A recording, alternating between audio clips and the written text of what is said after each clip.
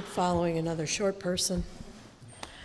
I'm a nurse at Memorial, and I work on a unit that does a lot of end-of-life care, known as comfort care. So I know a thing or two about life and death.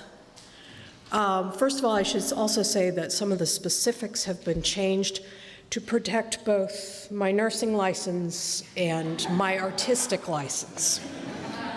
Protect both of those things. The first thing, there are so many deaths that stand out in my mind. And I know this sounds kind of morbid, but you figure I watch about a death a week. Do the same things that the ladies in labor and delivery do, just do it in reverse.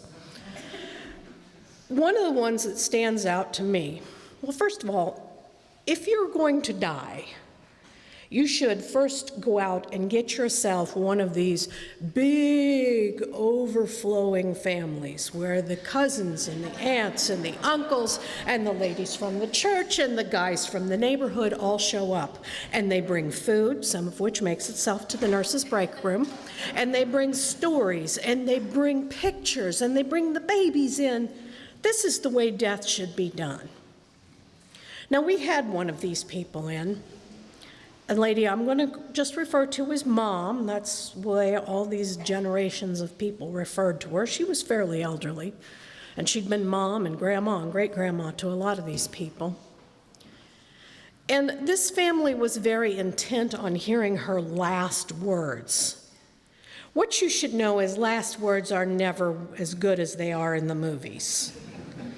Last words rarely live up to the hype.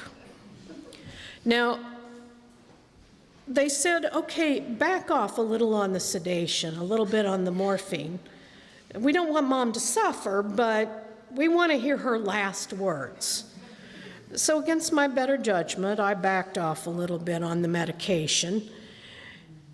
Mom seemed pretty comfortable, so I wasn't feeling, ethically challenged there. And Mom slowly opens her eyes and she yells, "Jeremy!" And the sister standing next to me said, "See, I told you she was her favorite." Okay. So Jeremy goes to Mom's bedside and he holds Mom's hand and she says, "Jeremy, for God's sake, put the cat out."